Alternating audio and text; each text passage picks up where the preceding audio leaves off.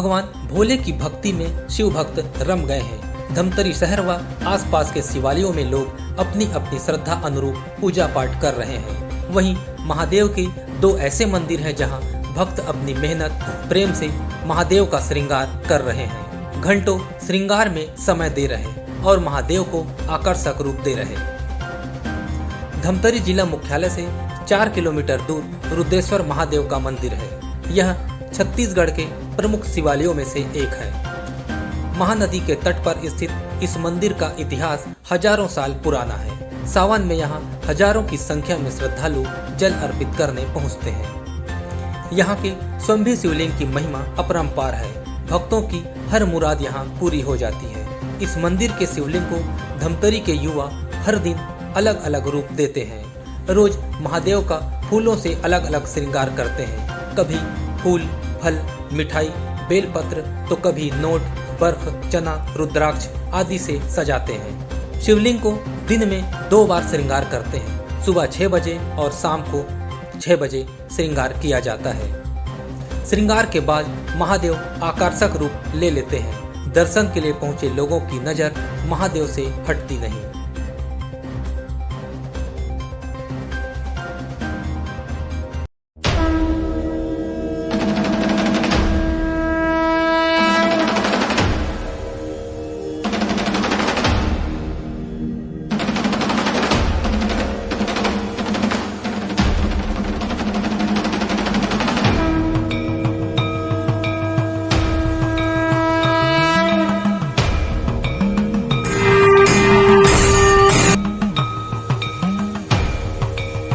श्रृंगार करने वाले युवाओं ने बताया कि 2003 से मंदिर में रहने वाले पंडित कुछ थोड़ा थोड़ा फूल लाते थे, जिससे रुद्रेश्वर महादेव का श्रृंगार करते थे। पिछले 3-4 साल से धमतरी के युवाओं ने श्रृंगार करने की जिम्मेदारी ली। 5 लोगों ने यह प्रयास शुरू किया और आज 50 लोगों की टीम बन गई है। श्रृंगार के लिए कोई किताब या पहले से कोई प्लानिंग नहीं होती। फटाफट फूलों को शिवलिंग के आसपास सजाना शुरू करते हैं और 1 घंटे की मेहनत से महादेव आकर्षक रूप ले लेते हैं। सावन में भोलेनाथ का विशेष श्रृंगार करते हैं। इसके बाद युवाओं की टीम एक साथ उज्जैन के महाकाल की तर्ज पर आरती करते हैं।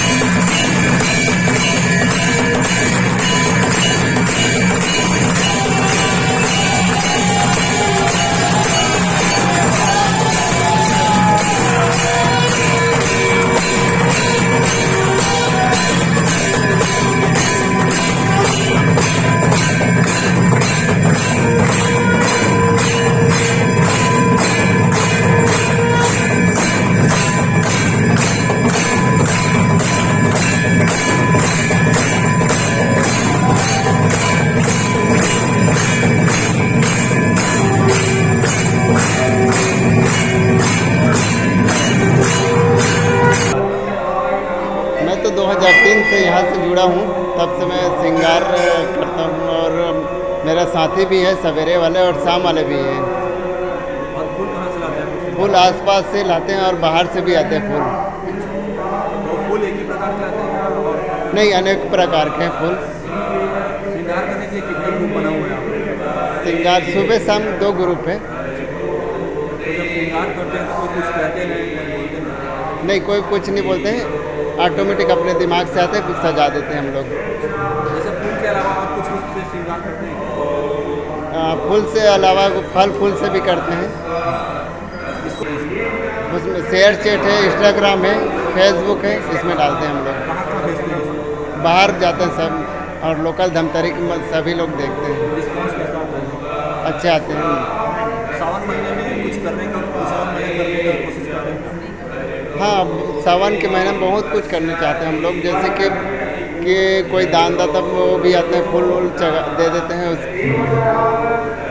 ये श्रृंगार लगभग 4-5 साल से हो गई है। अपना एक परिवार है, महादेव परिवार, जिसमें सभी भक्त हैं, धमतरी के सभी भाई हैं, अपने रुद्री के हैं, सब भाई अपन मिल के यहाँ श्रृंगार करते हैं रोज़ सुबह शाम। श्रृंगार करने के लिए फूल कहाँ से लाते हैं? श्रृंगार करने के लिए फूल अपने को कभी मार्केट से मिल जाता है या बाजू में आसपास तोड़ने चल देते हैं, उससे श्रृंगार हो जाता है।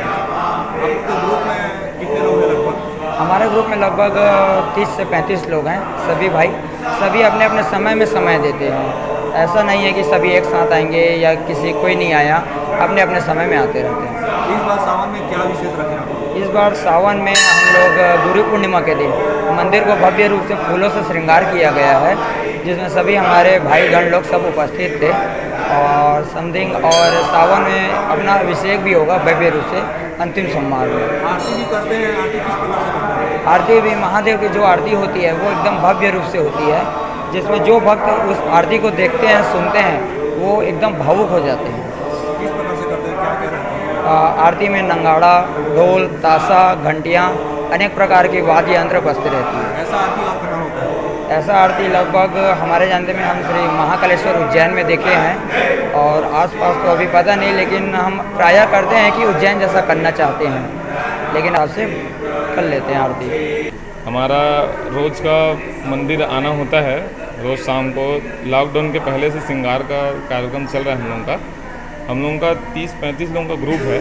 उसमें से जो 5 लोग बैठ जाते हैं वो श्रृंगार करते हैं, और फूल वूल का जैसे ज़रूरत रहता है वो यहीं आसपास बहुत सारे फूल होते हैं, वो सब तोड़ के ले आते हैं। जितने हमारे साथी गण हैं उन लोग जो बैठना है वो तोड़ के ले आते हैं फूल को।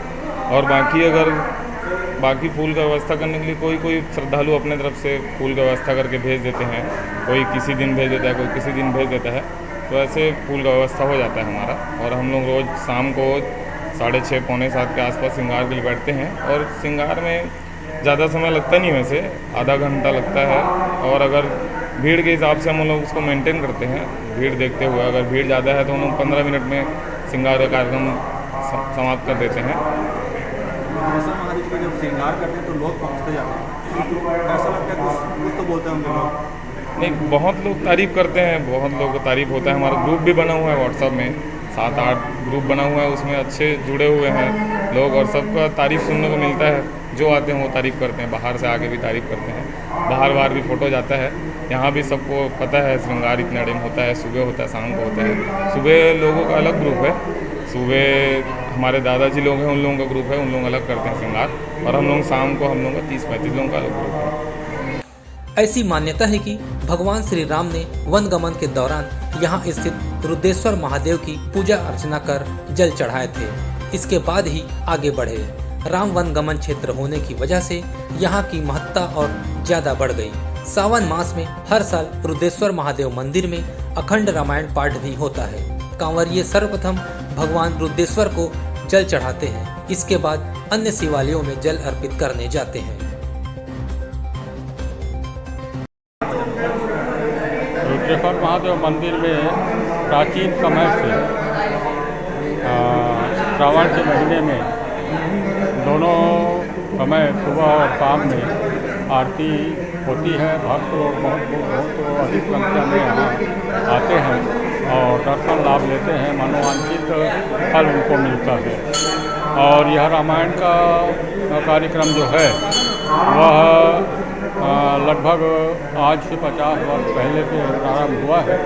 केवल कोरोना काल को छोड़ करके लगातार इसका पाठ चल रहा है और बहुत सारे भक्त रामायण प्रेमी लोग यहाँ अपनी सेवा देते हैं और कुछ लोग ऐसे हैं जो दिन और रात यहाँ रह करके रामायण का पाठ करते हैं।